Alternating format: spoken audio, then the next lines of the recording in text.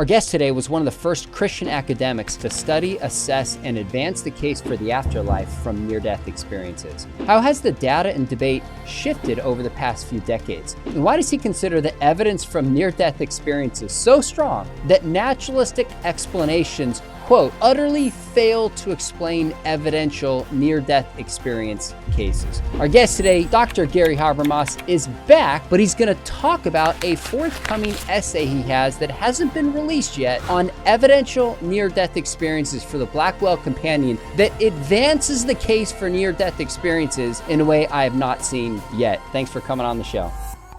Glad to be with you, Sean. Dr. Sean. Yeah, glad to be with you. Oh man, I appreciate that. Well, let me just start with this question for you.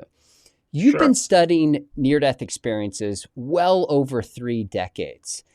If I Correct. asked you to give me an example of just one or two that you find most compelling, I know it's a cumulative case, but what are one or two that especially give you pause that you think are compelling? Okay. Before I do that, would it be okay if I I have 5 different kinds of NDE evidence. If it would be Great. helpful for me to give those 5, you'll know which ones I'm picking out of which categories. Perfect. I think. Okay. Real quickly, the 5, I argue this in all 3 of my large NDE essays, chapters. Okay.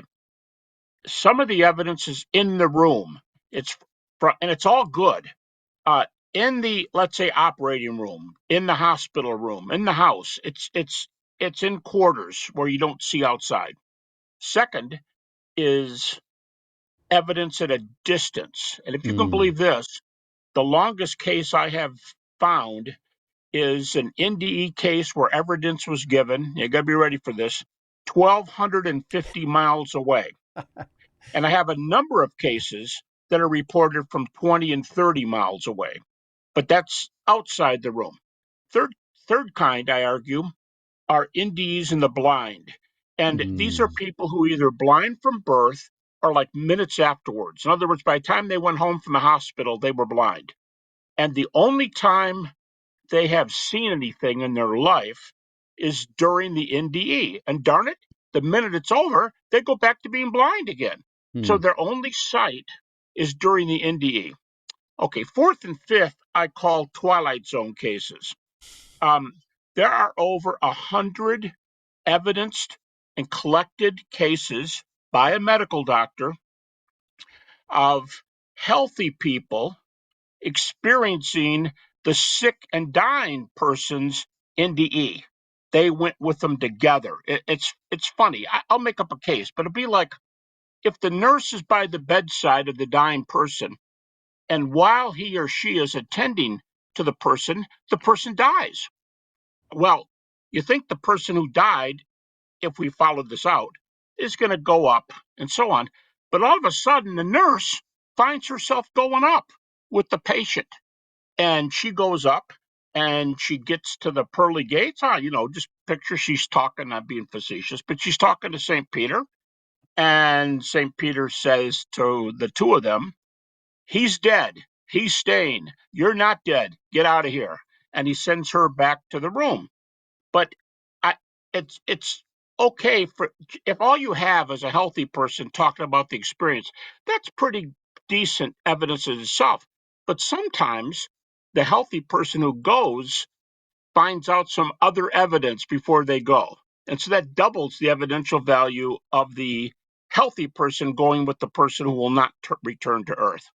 The last one, which is truly Twilight Zone, is made up of cases of people. Everybody here is near death, and when they die, they're surrounded by a half dozen relatives. And here's dad, he died 10 years ago. Here's mom, she just died 2 years ago. Here's my aunt, here's my best friend, he was killed in a car accident when he was 16. And these people are around him, but somebody, and we prefer it to be somebody who's been dead for a while. Let's say your dad's been dead for 10 years. And the dad tells the person something that's very important, but nobody in the family knows it.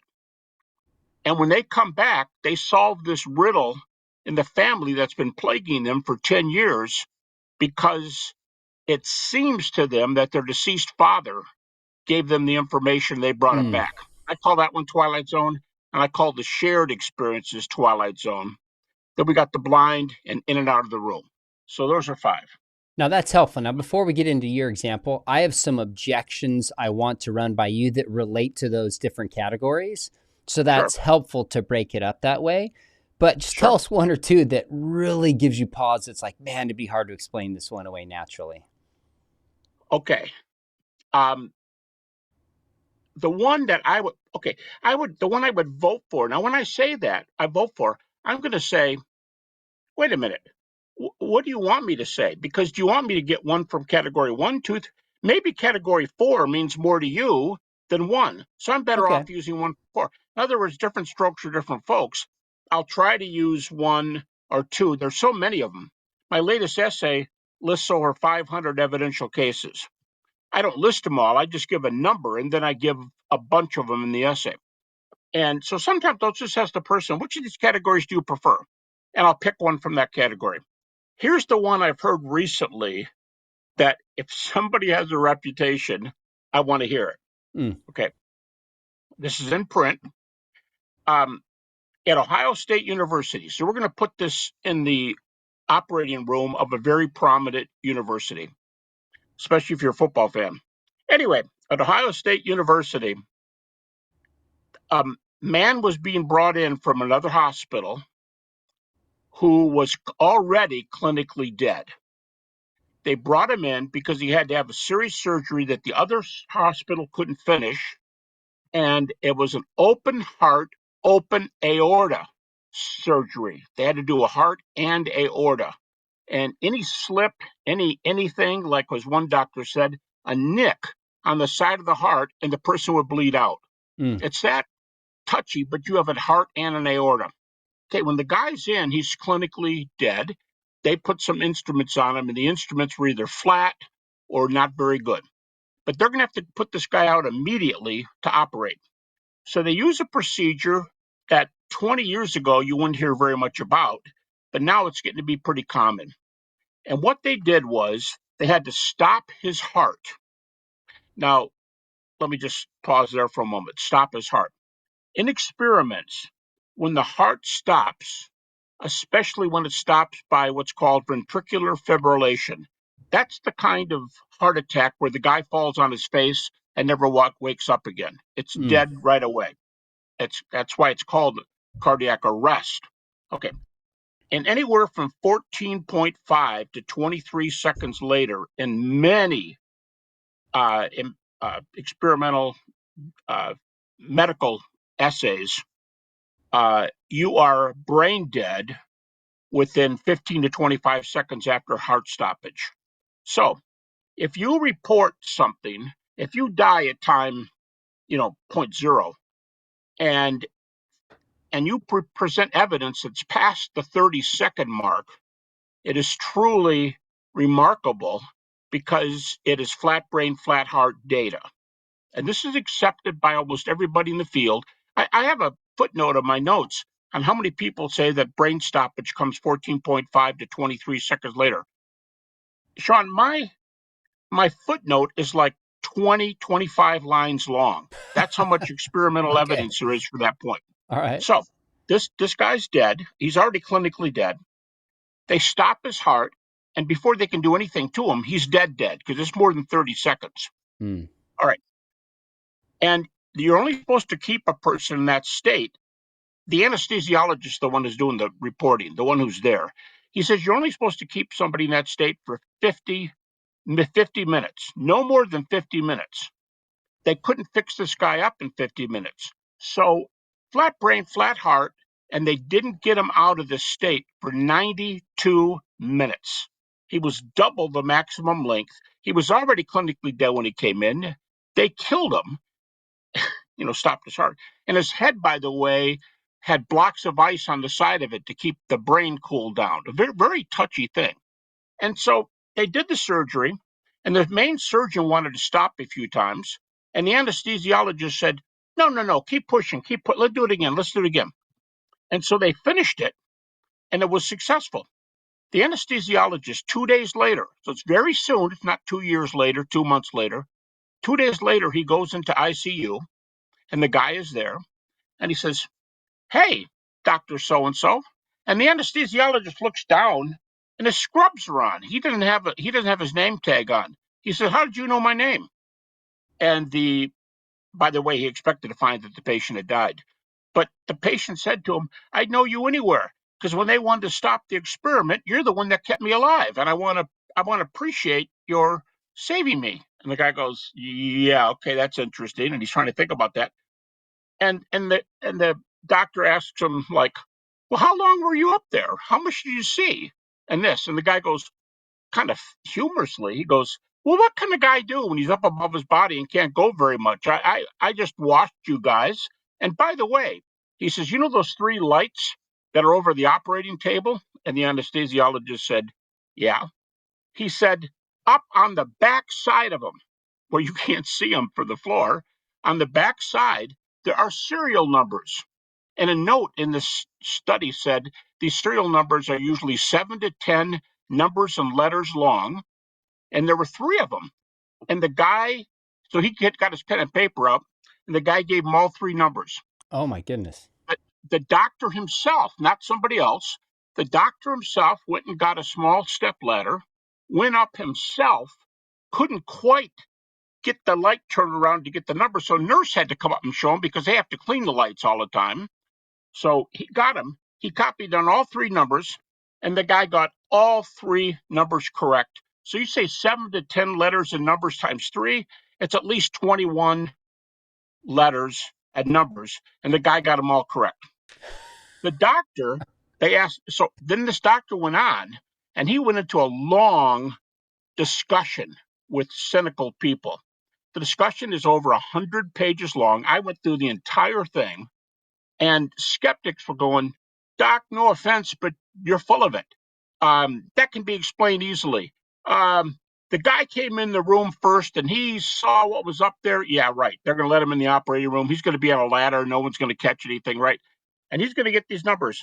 And the anesthesiologist said, "Hey, buddy, you blew it. When he came in, he was clinically dead. He died the rest of the way after we stopped his heart. This guy was dead. Um, try to come up with a thesis." And so the skeptics were just, how atheists sometimes get. These guys were like angry and kind of going off on him. And the doctor would always be polite and say, "You know, I I I want to thank you for that question." Probably thinking it was stupid to himself, but all he said was every time, "That's polite. I appreciate it." And three times in that 100-page interview, three times, the anesthesiologist describes getting that little ladder, going up on it, finding the numbers himself. And the skeptic would say, "You went up there yourself." The doctor said, "I went up there myself." And he tells the story three times. And at the end, it just kind of tails off. Now, I find that essay, I have to admit, within reason, almost irrefutable. Mm, The guy was dead. He was clinically dead to start with, and then dead when the surgery started. 90 minutes dead, and he repeats the numbers. mm. I like that one a lot. Oh my That's pretty. goodness. That's pretty recent. It's not in the two Yeah. I sent you. It's in another two that I just wrote elsewhere, and I put that story in there. I have not seen Um, that story. Let's stick with that one for right now. That's a pretty dramatic one to start with. it it I is. I want to shift and ask if you have, because you've been writing on this for like 3 decades plus. How many people have told you personal stories about this? How many Oh, people reach out and do, like, maybe just one jump out of one that someone's told you in person that and you can change the details to protect people. But so I guess yeah. two-part question. How many of people emailed you and told you? Is it hundreds? Is it thousands? Have you lost count? And maybe just tell us one that you remember from that. You know, not only emails, I speak on this topic a lot. And so people Mm, come up and give me their stories in person. So mm. together, hundreds. I've heard hundreds of stories. We've got 3 or 4 of these in our own family. I think that almost every family has cases like this in their own family if they'll That's look right. around and ask people what's going on. But here's a fun one. I was lecturing in Tennessee, in a large church, and a family member, a guy came up to me and he said, "My name's so and so." He said, "Here, I'll give you my email and my name," and he writes it down for me.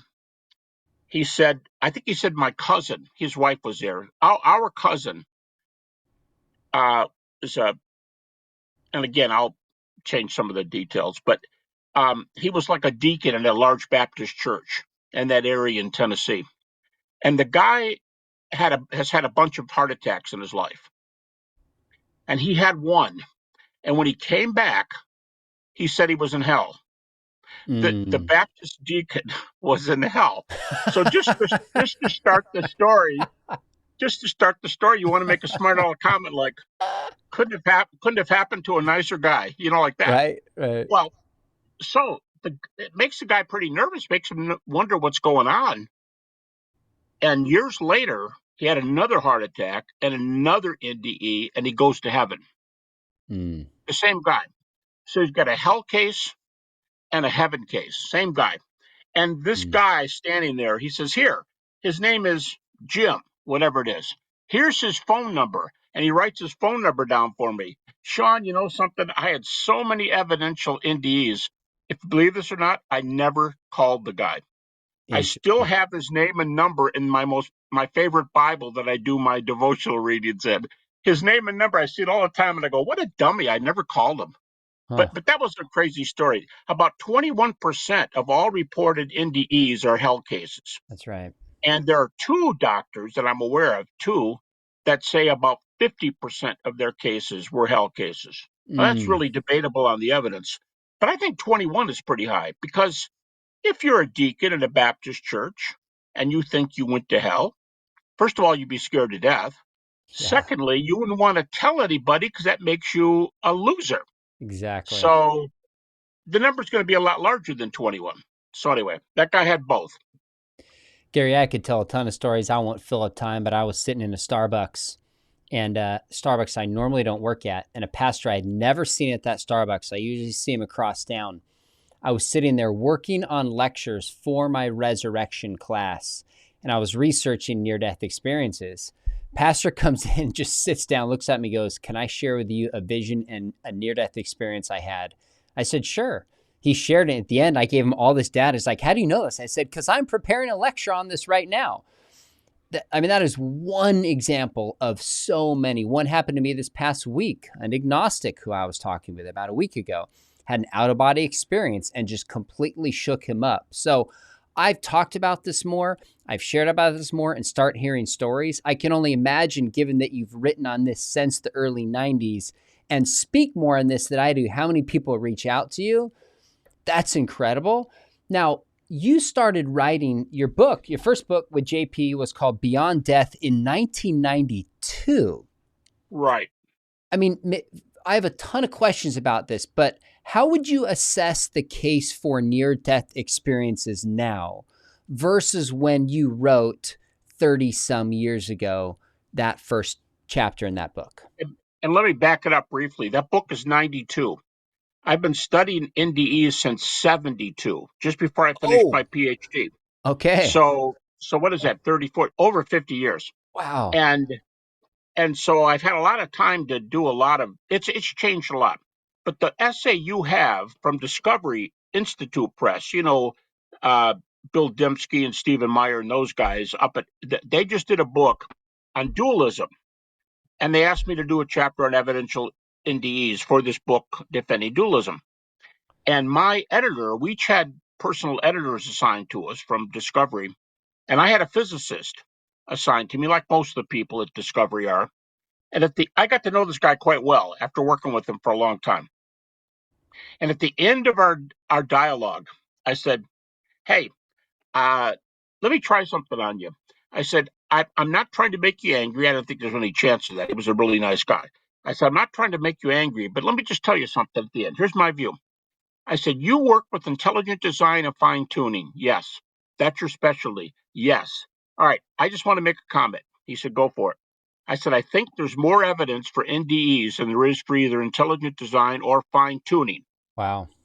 Now, and I just said it without even being positive I could break it up. I mean, back it up. I just said it like you'd say something to a friend, like try to get them going. And he said, after working with you through your chapter, he said, I'm not sure I would argue with you.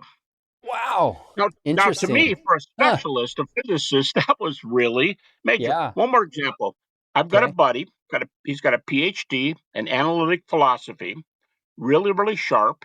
And one of the things he does is evaluate arguments by percentages, but he's really, really strict. Christians are going to be surprised when he tells you about your favorite argument for Christianity, where he puts it, and it's going to be very low because he's a Christian, but he's very strict on this. And I asked him to give me, I said, where do you put intelligent design and fine tuning? And where do you put this and where do you put that? And I'm giving these different ones, but I'll just give you those two. I said, where do you put evidence for fine tuning and intelligent design? He said about 70. Now, I would put it a lot higher than that, but he's very, very strict. He puts it at 70. I said, where do you put near death experiences? He said 75. Mm. I said, is anything higher than near death experiences? He said, well, we'd have to talk about the resurrection. But right now in our discussion, no, nothing's higher than my 75 for NDEs. So there's a second example of evaluation of the NDE evidence. And that was just a few months ago, by the way. It was pretty recent. I did that video recently with 100 apologists. I asked Yes, you did. their top arguments. Third was Yep. Jesus. Second, moral argument. Number one, creation. The only one who said like near death experiences was Steve Miller, whom you know. You did the I forward know for him his really well. book. He's been on the show a bunch of times. I'm starting to move that direction more and more myself as possibly the most compelling account, at least for the afterlife, that challenges naturalism. That's one reason why I keep revisiting this on this channel, because I think people need to wake up and consider it. Now, give me some numbers. You have this, like in terms of the chapter you sent me and that you've done on near-death experiences, the ones that are still forthcoming in the Blackwell Companion. And by the way, these are top academic, non-Christian, secular presses asking you to publish this. What are some of the latest numbers and how does it compare to some time ago? Well, the one I sent you from the earlier one for Blackwell is like 2016 or 2018. The one from Discovery Institute is only about, I'd have to look at the date, probably a year or two old. Um, the third one hasn't come out yet, and that's Blackwell. Okay. What makes the third one different is I was asked to do an essay, and I was given a good amount of pages on arguments for an afterlife. Arguments for an afterlife, not just NDEs. Arguments for an afterlife. And I did resurrection, NDEs. I did Mm, those two. And then, like my buddy Steve Miller, I did deathbed visions and post-death visions. That's mm. where the husband and sometimes as high as 75%, sometimes a lot lower, where spouses see their spouse, but there's no there's no way you could say the person wasn't dead yet because the person's already been buried and they're in the Okay. ground. And that night, this is a real story. That night, the Baptist pastor whose son told me the story, who's also a Baptist pastor with 2 doctorates, he told me his dad went in the bedroom that night and mom was standing at the foot of his bed. She didn't say anything, but she was standing there. And when you're married for a long time, you can read expressions. And the expression on her face said, don't worry about me. Everything's cool. Now, so I asked this pastor guy who explained it to me, his dad. I said, your dad's pretty strict about what he'll count for evidence in other fields, goofy fields like post-death visions and NDs, right? Yeah, it'd take a lot for my dad to believe. I said, all right, well, let me ask you a question. Could you talk your dad out of having seen your mom at the foot of his bed? Mm. He said, there's no possible way. He said, Dad knows she was in the room. So that's a post-death vision, what I call post-death vision. Some people call it other names. But so I did all 4 of those. But from the first essay you have, I listed that I had a list. I said that I had a list of 300 evidential NDs. That's right. When I wrote the third one, which hasn't come out yet, my list went up to over 500. So Wow. or 500 evidential NDEs alone. This is not the deathbed and post-death. Mm. So the evidence is multiplying like crazy. And I've got a book on my shelf over here. It's by a medical doctor, and every article in the book every essay was published in a medical journal. So we're talking pretty tough stuff here. He estimates as the book begins. I'd have to check how wide geographically this was, but he said, as nearly as they can tell, there have been 20 million near-death sightings in the world in the last few Mm. years. I don't know if that was America. I don't know if that was the West. I don't know if that was the whole world. 20 million. And that's quite a number, because it offsets that critical, like this, a critic who says, well, listen, buddy, I don't make theories based on 5 or 10 cases that you want to throw out there. These things are so rare they can't work their way into a theory. I go, how's 20 million sound? Do you like the number 20 million? Well, I never heard of those. Well, so much less for you not looking at them. I mean, they're out there. So they're very, very common. And like I said, the evidential one's up to about, at least from what I know, 500. So you've been using the term evidential near-death experience, and Yeah, clearly you wouldn't think that those 20 million can be documented in an evidentially supportive absolutely not. manner. That's right. Clarify for us what you mean by an evidential NDE. Well, in my 5 categories, in the room, out of the room, death, I mean, the deaf, I said it wrong, the blind, then those who share the experience, and those who have that twilight zone. Dad told me something, he died 10 years ago. If you go across all the categories, I would say I look for cases that, yeah, I have a few in the list of 500 that are nice little comments that are kind of evidential, but not real powerful. I'd say of the real powerful evidential ones, there's a lot. There could be 200. I mean, really, really highly evidenced. I can tell you one of the shared ones that Okay, your folks. hang Go on ahead. before Sure, we come to the shared one. sure, The sure. way I understand what you mean by an evidential near death experience is that the person has information that they could not have had either in that location or that physical state that they bring back, which demonstrates that there's at least some continued consciousness after the grave and we're not our bodies. So for me, when I hear a lot of stories, I actually believe most people, because people are not making these stories up. Some people do. They're very reluctant to share them. They think you're going to think they're crazy. They Yep, yep. transform their lives. So I tend to believe people when they tell me. But there's only evidential significance when somebody is blind and they report something they can't normally see. They know something at a distance, or they have information when the brain is stopped. Come back and tell us about it. That's what you mean by evidential near-death experience. Did I get Yeah, that right? they, yeah. They get evidence that they would not have known 1 second before that near death thing that sent them into a spiral, the heart attack, the whatever. They would not have known on their own. Now, some of these are backed up by police reports. They see the accident in the parking lot, and they can put it together, and they know you passed out at 12:10. They know from the police report the accident happened at 12:40. We didn't get you situated till 2:10, and the the accident in the parking lot happened in that frame while you were out on the floor with no windows in the room. That kind of stuff. When you put those, now that's not a real case. That's just something I'm giving an example. When you can fit the evidence inside especially I like brain dead cases. So if I get brain dead cases with evidence, I tend to like cases at a distance. But when you hear cases like the 3 numbers in the back of the light, or the woman who was OCD who reported the 12-digit number on the top of the over everybody's head machine, here's a quickie. A guy was up above his body and he said, "There's a quarter up there. It's a 1982 quarter." And everybody goes, "That's pretty interesting. You saw the date?" I saw it clearly. So he comes back, and I guess this guy was kind of a skeptic. And later, when his doctor came in, he said to the doctor, "Hey, doc, you could do me a huge favor if you would go up on the ladder and get that quarter. I'll tell you where it is.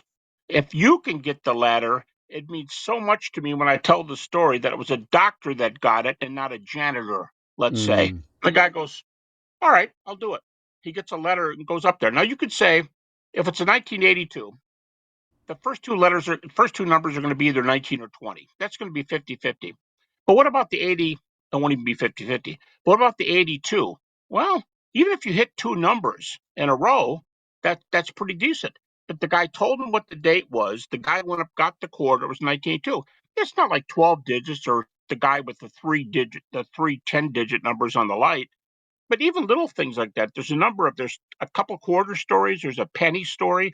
I've got two cases that people told me where they were putting the person in the ambulance. The person was up above their body while they moved the body into the ambulance, and they saw the number on the top of the ambulance. You know what you use for helicopters when the ambulances have to be tracked? They properly gave the number on top of the ambulance. So that's probably a 3-digit number. I think both cases they were 3-digit numbers. And the patient up above the body, the patient's out. They're not going to be standing up looking on top of the ambulance. Yeah. And those are 3-digit numbers. So a lot of the number ones I think are pretty cool. So that makes a lot of sense. And I'm actually been reading the chapter in your volume on the resurrection, volume 1, evidences. In the back, there's an Yeah. appendix on near-death experiences. And one of Yeah. the first things you say is one of the most common objections I hear, and I was not aware of this until I read your chapter, is that critics will say, well, we should set up experiments where people could only view things from above, like in hospital rooms. And then if they had that information, like numbers you described, Yeah. and the patients don't know that the stuff is hidden up there, that would confirm it. You start off this chapter by saying there's multiple, I think you say between 1 and maybe 2 dozen cases, like you've just described, of people being able to report specific details and numbers from a position they could not have been able to see from below. So that objection, can we say that one has sufficiently been responded to? Well, the critics like that objection for this reason. What they do is they put pads, computer pads or computers up above, and they put random numbers that switch every few seconds. I think there's been one case of a person reporting that, and there were a bunch of cooperating hospitals that put these things up there, and Mm. nobody's really has really done that.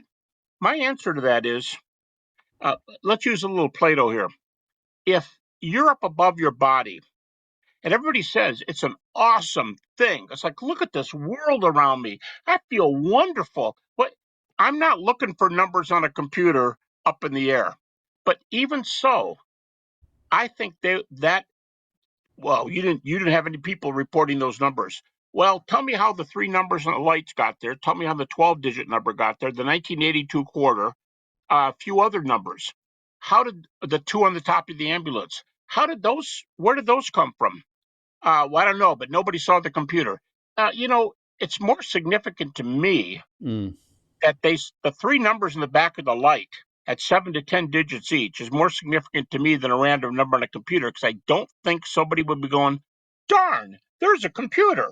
It just doesn't make sense that you'd be looking at that up there. If you look at it platonically, they're just happy. I think the intermediate state, Peter Kraft, the Aristotelian philosopher, is not a Platonist, but he makes a comment about the intermediate state. He says Plato's right as far as he went. In other words, this is an accurate description of the intermediate state. And if you're in this new state where people just describe it as being fantastic, you're just not looking around for data. But if you're Mm. looking down on the doctors and the number on top of this here, the quarter over here, is in your line of sight, that's different. You report it because it's part of your experience. You're not, you know what I mean? You're not shopping around. That's a common naturalistic objection. A common theist or Christian objection is that near-death experiences should be held at bay because they lead towards a kind of universalism and they lean Yeah. towards a kind of new age. What's your take on that concern? I have several critiques, and they're in those essays you talk about. Um, the first one, I'll tell you, I don't even know which one to give first. I'll tell you the one that I give I'll give the most weight to. When I talk about evidential NDEs, I should have included this in my definition.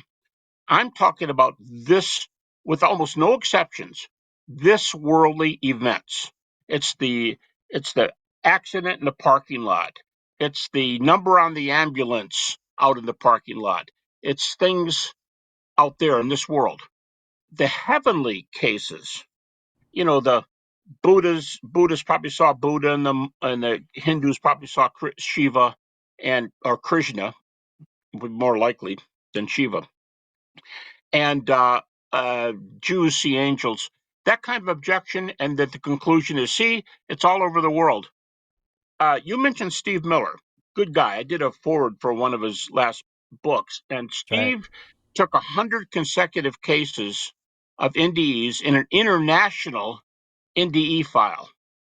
And what he wanted to know was, he kept going until he got 100 cases, but he was looking for people who said they went to heaven and they saw a person and they gave a name for that person.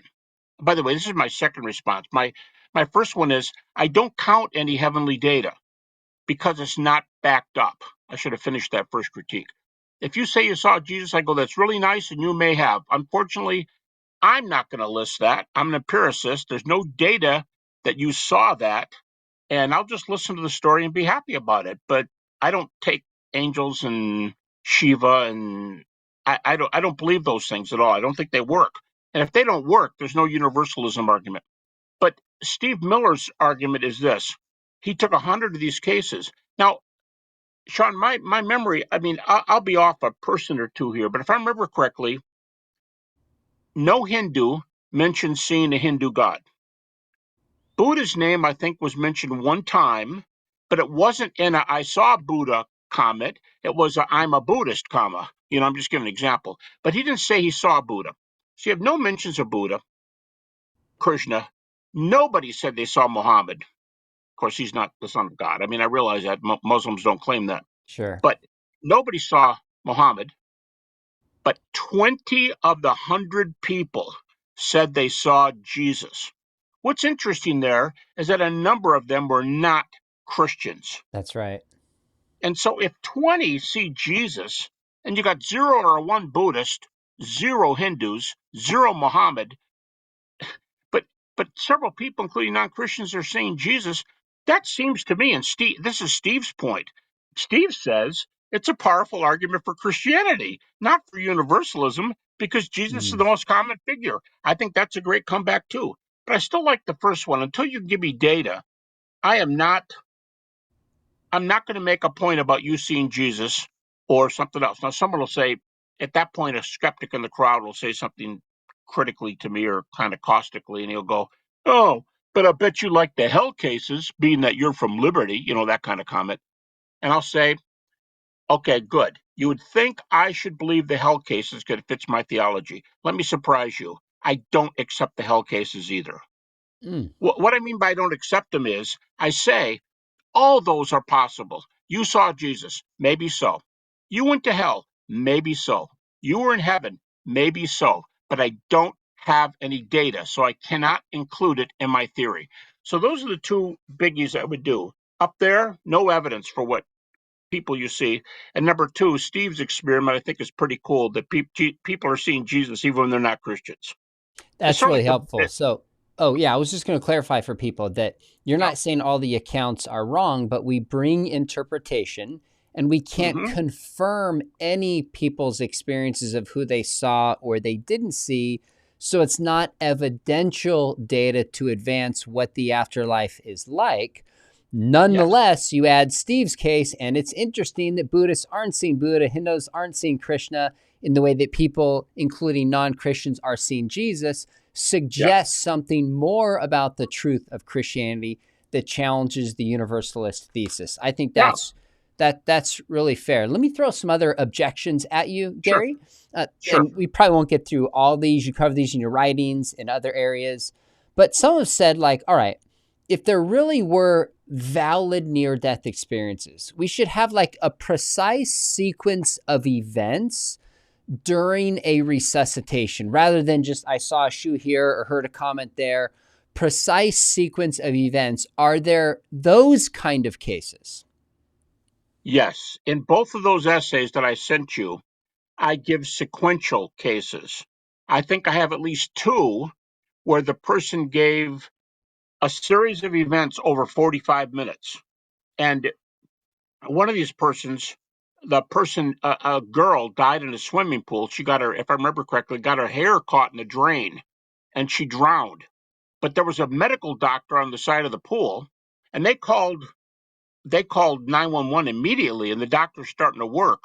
But she describes the experience from the time the ambulance pulled up till the time the guys got the gurney and ran into the backyard, until the time they picked the girl up and put her in the ambulance and took her away. She does a 45-minute detailed where nobody found any mistakes in her conclusion.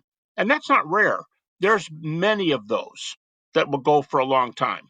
So if they want sequences, we've got sequences. Yes. Okay, what about the challenge, which I think is a fair question, that these reports don't take place when there's like brain death or the cessation of brain activity or heart stoppage? Do we really have data that lines up with the time when all the instruments we have indicate the brain is not functioning?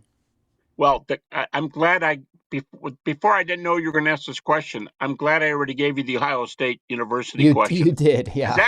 That guy was clinically dead when they started. Okay. They stopped his heart, so he was dead. He's got 30 seconds max. People are going to say 14 to 23 before his brain dies. And this state went on for 90 minutes. So this guy is dead. His report is an after death. A couple of the major researchers have said we should stop calling these near death. The best cases should be called post-death visions or post-death experiences, because there's too many of them. Now, that's why I like the flat brain, flat heart cases, and the fact that you only have to wait 30 seconds for an evidence to come. And by the way, here's a little twist with skeptics. I told you I've been doing this since 72. Critics would say things like, well, you tell me when you get a flat brain, flat heart case, and I'll be there. But until then, when their nervous system is operating, this isn't evidential at all. And that's what I used to hear a long time ago. And I'd say, well, I hope to get a flat EEG case, and when I get one or two, because the heart would already be stopped, I got the flat brain, but those are far in between. You don't get somebody in the emergency room where they're dying and you hook up an EEG with all the spots on the brain. So they kept saying, yeah, that's what I thought. You didn't have the machines on your side. Okay, now it's reversed, and we've got the machines on our side, and it's post-heart, post-brain, and for a long time. And now you know what skeptics say to me when I'm in universities? How do you know those machines were measuring everything? Ha! Well, that's funny. 30 years ago, you wanted me to have the machines because you thought they were measuring everything. And now that we have the machines, you go, well, maybe they don't measure everything. So I'll tell you, I think that's just a refutation of how the critics have had to retreat. But I will tell you a quick comment by a neurologist. I was doing this in a large church in Alabama, in Montgomery, Alabama, and they had a whole bunch of doctors in their church. It was kind of funny. One doctor came up to me after the service and I said, what's your specialty? He said, I'm a neurologist. Well, in the pecking order, neurology is often kind of like put up at the top. Well, the guy behind him elbowed him and he said, they were partners. He elbowed him and he goes, I'm a step above him. I'm a neurological surgeon. And that's what he said, I can operate on his brain. So they were cutting up. But the guy who was a neurological surgeon, he said, all you've got to do is this. When you say flat heart, flat brain, and you notice in my essays I added this. He says, when you say flat heart, flat brain, say, as far as our instruments can measure. But see, you say, well, okay, but you're leaving a slight chance for some under activity that we don't know about. And then I come back with this. That's a funny objection, because if they have a real low ebb experience, they're not reporting, I was at the prime of life. I was more alive than I ever was before. Golly, it was great That's up there. right. And reporting figures and reporting this, that's not the guy whose underlying brain waves are down low. So that defeats that one too. Just this week, the account I was telling you about, my friend who said he had an out of body experience.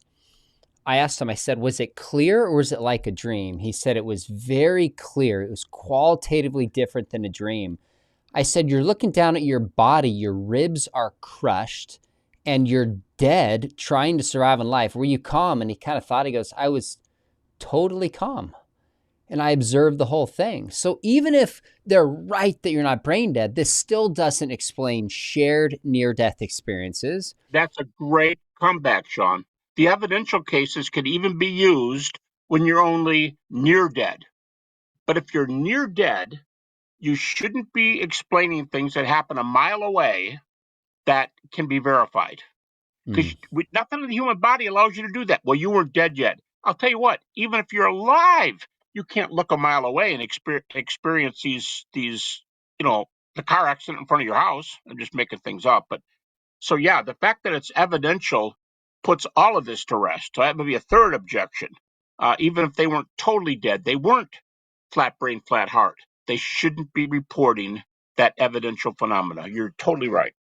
Tell me more about the blind people being able to see. And these are cases of people that were blind from birth and then Yeah. see in the near-death experience. I mean, again, you lay this out in your chapter, but we're talking about precise details. Like, how do we know they just didn't hear something and then report somebody else's assessment? Like, why should we trust these accounts? I will be super honest with you and say, you're probably thinking, I hope you will, for this whole interview. I will tell you the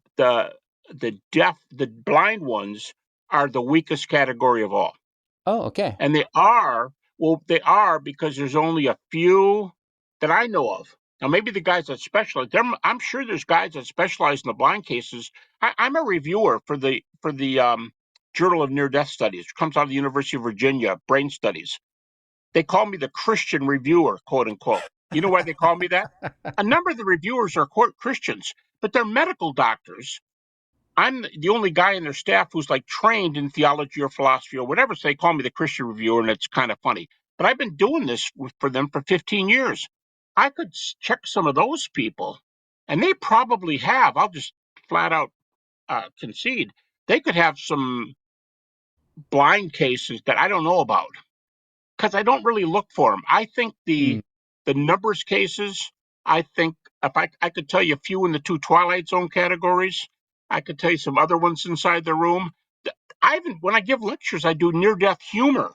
I mean, some of the cases are hilarious, but they report the joke, and people tell it later. I mean, some of them are like, "Whoa, you saw that?" Um, but the blind, they don't have a lot of really evidence ones. One was a guy saw a design on a person's tie.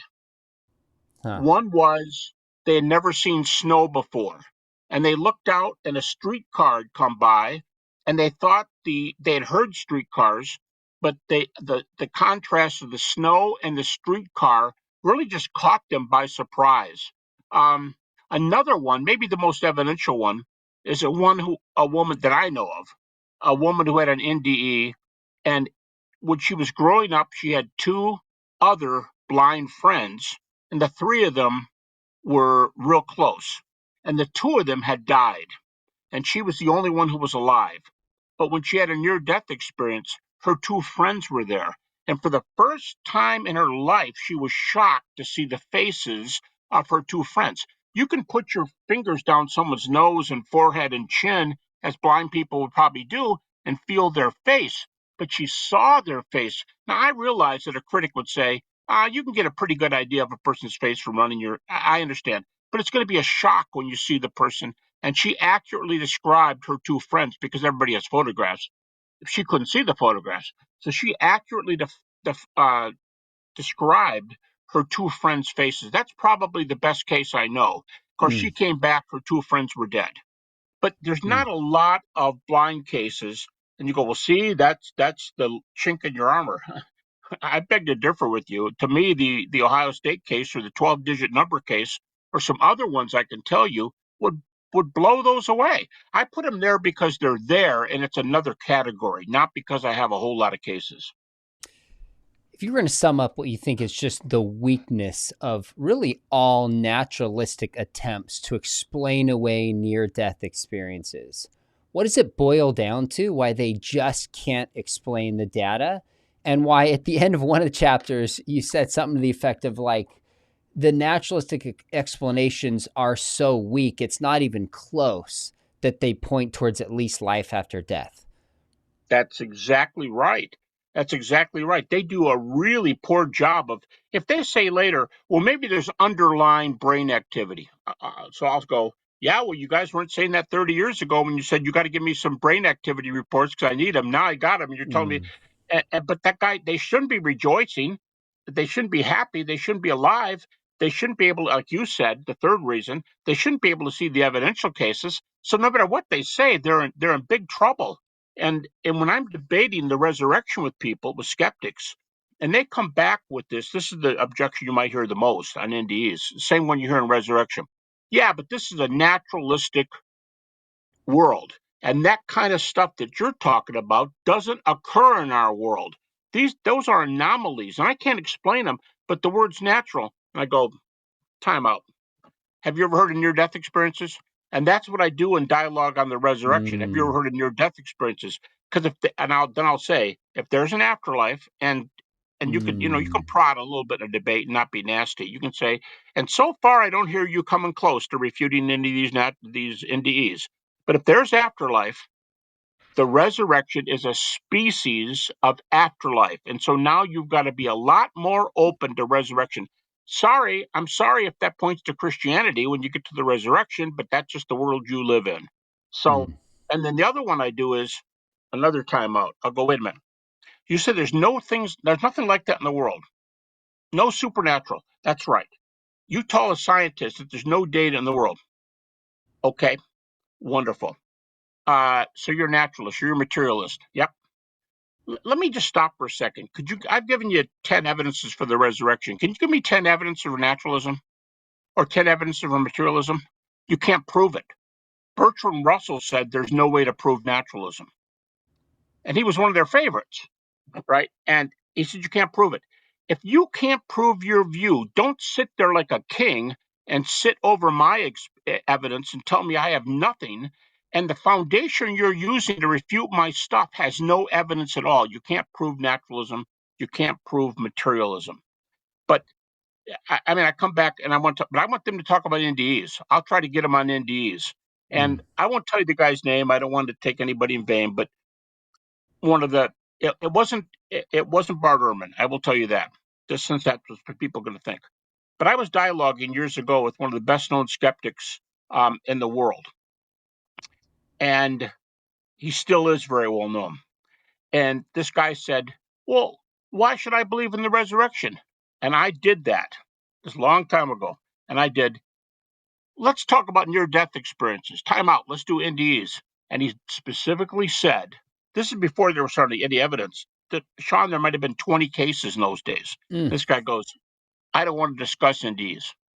I said, come on. If you want background evidence on why you should believe in the resurrection instead of spouting your naturalism, what do you do about NDEs? I said, I don't want to discuss NDEs. And I was getting a little ticked at him because he was being really cocky. And I said, well, I guess you don't. You don't want to because it would get you too close to heaven, and then you have some choices to make, and you wouldn't know what to do with them. And I no sooner had said that, it went on for about another minute. And the moderator said, all right, that's all the time we have. And I'm thinking to myself, yes, like that. I was doing that inside. I didn't show it on the outside. But I don't think they've got any good. I can't think of a good comeback. And it surely is not, I'm a naturalist and you don't have it. Because right behind me here, you know the stuff Lee Strobel does. But look, here's this testing prayer book. I've interviewed her. Yep. Well, now she's a Harvard PhD. The book is published by Harvard University That's Press. Right. And the two endorsements in the back are a present and former professor at Harvard Medical School. Don't tell me nobody in the world knows these cases. And she went to Africa and South America and duplicated these cases. How about the double-blind prayer tests that have been in at least two peer-reviewed medical, they're double-blind, peer-reviewed, and on prayer, one of the articles says this: the results of this experiment shows evidence for the Judeo-Christian God. Boy, this was published in 88 or 89. You couldn't say that today in a medical, but it is in that article.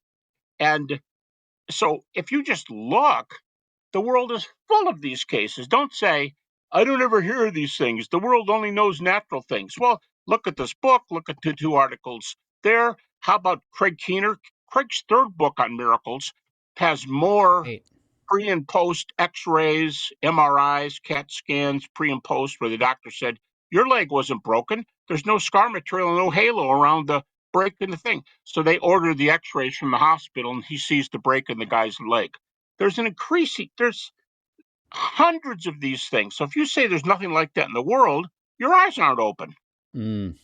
So, Gary, you first published, although you studied in 1972, for about 20 years before you published 1992, Beyond Death.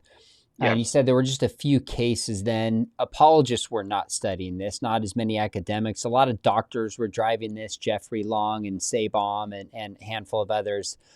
How was your case for near-death experiences received then? And how differently is it received now, whether from skeptics or from believers? Okay, I said 1972. 10 years later, this will interest you. 10 years later, I was invited to University of Connecticut campus, where one of the best NDE experts, Ken Ring, if you do any work, you'll see Ken Ring's name all over the place, professor of psychology, Connecticut. We were invited to his home. And in that meeting were about 10 of the best known NDE guys in the world. And I mean, you're talking Carlos Osis, you're talking about Raymond Moody, you're talking about the number one guy right now. I mean, the top people. And we were all together in Ken Ring's home, and I got to sit with these guys for a weekend. And that was 10 years later. Then 10 years after that was the book. And I got to hear these things and what their cases were. And then it was like this. The Christians I would talk to would be like this. Oh, I never heard about this. That's really interesting. Yeah, I got a problem with them because they're not biblical. I go, oh, okay, time out. There are at least 3 near-death experiences in the Bible. Really? And I tell them, and they go, huh, well, I guess I am open then. And that's kind of how it was. It was hit and miss. And as time goes on, Christians got a little more skeptical because of this universalism thing. Yep. And I just don't think it stands a chance because of things like Steve Miller's a little experiment. And the thing that if you ask them, is there evidence that you saw Buddha? None? Well, I'm sorry, but I don't have to listen to that. Now we got the data. We've got the cases of people seeing Jesus, they say, who are not Christians. And you go, see, there you're using it. I don't use it. I say I'm interested in this, but I don't use it in my evidential cases, not evidential. So right now, I think there's a great openness to NDEs.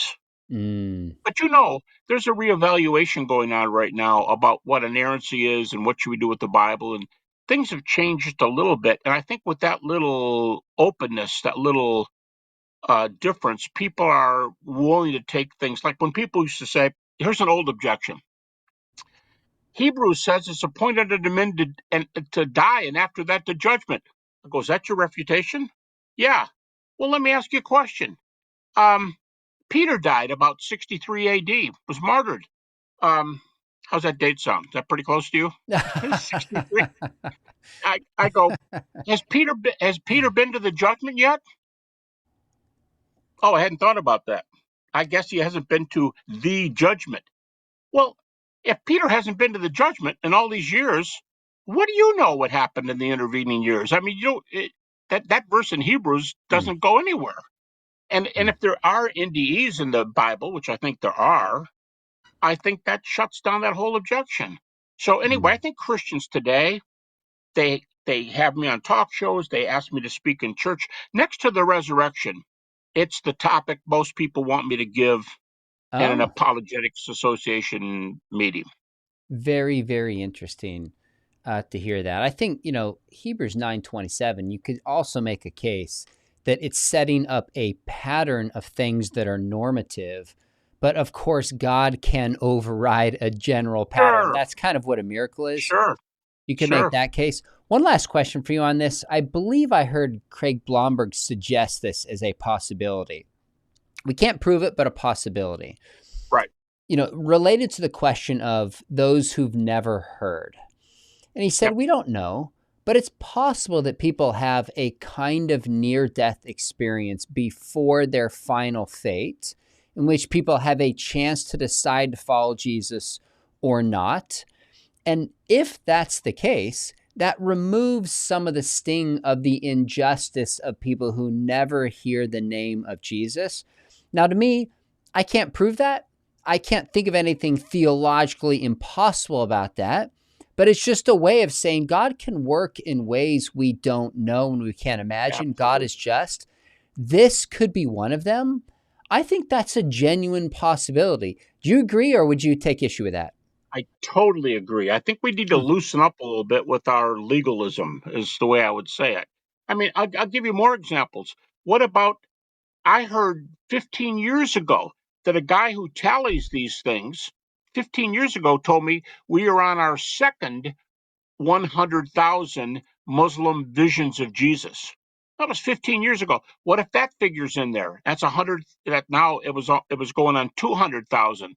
Okay, how about this one? In the missions book, when I came to Liberty, 3 different professors were using this, but it's a story of uh, uh, a tribe in Ethiopia, as I remember correctly, and the witch doctor had a vision, a dream. And when he was done, he told everybody the next day, and they said, 2 men are going to be coming to our tribe. They're white men, and they're going to have a little black book with them. And when they come, they're going to be set up over that tree over there. And he pointed to a tree, and he said, they're going to be set up under that tree. And when they come, the God who sent me this vision said, y'all believe, because those are the words of truth. Okay, so he tells the whole tribe this, and they're prepared for these 2 men to come. And the men don't come for 7 years. And it was a Mm. very large tribe, very large tribe. And 2 years later, the men came and the whole tribe converted. Now, here's my question. Did anybody who believed the witch doctor in the story, but died in 7 years in a big tribe before the white men came, is that in this category too? That they believed as much information as they had, which is probably more than some of the Old Testament saints had, and they would be in that category. So when God sends visions and dreams to any number of channels, to the witch doctor, to the Muslims, NDEs, yeah, I think we're selling God short. And well, first of all, I believe God can do whatever He wants to. It's not a contradiction. Fair But enough. but but yeah, I'm totally Mm. open to this kind of stuff. And I think we have to quit being stupid. And so stupid. What I mean by stupid is so legalistic that we prescribe to God what He can do and can't do. I think that's just a dumb excuse. Gary, I had no idea you started studying this in 1972. That's amazing. You really were one of the pioneer apologists pushing this, researching this, being willing to talk about it and defend it when I'm sure a lot of people, including Christians, thought you were crazy.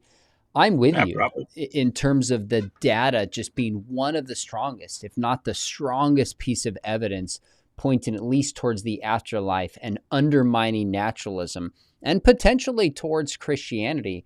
And so I'm going to keep advancing it on this channel. 2 things for those of you watching. If you're like, I think Habermas is overstating his case, what do Hmm. you think is the strongest naturalistic explanation that accounts for the range of kinds of near-death experiences that are so carefully chronicled? Listed here, and either I'll bring Gary back or I'll have Steve Miller back on. Gary, I'm assuming you'll join me, and if we could come up with the top 10 naturalistic objections, Let's do we'll it. look at them and we'll respond. That'd be fun. So please put it down there, and links to some of the best rejoinders to this so we don't set up a straw man. We consider that. If some of you are watching and you're having a near-death experience story, share it. I like to go through a lot of the videos on this, and there's hundreds of them, Gary, and the videos I've done with Sabom and John Burke and with Jeffrey Long and probably 6 or 8 with Steve Miller. There's hundreds of accounts of people that have just shared. So if you have a story, share it, and I'll take a look at it. Would love to assess it. And before we go, folks, you can also get a great chapter on this in On the Resurrection, Gary Habermas's latest 1,000-page book. I love that you included near-death experiences in the back. That's a great essay. When the Blackwell Companion chapter's out, we'll link it, we'll share it so people can see the latest case that's there. Thanks for giving us a glimpse of this.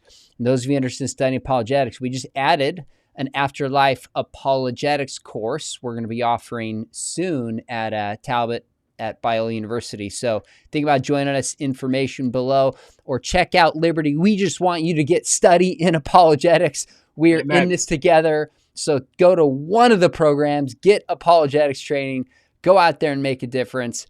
Make sure you hit subscribe. We've got some other programs coming up in Afterlife Apologetics and beyond. Even have actually Peter Singer coming on soon to have a conversation, which should be fun, and others.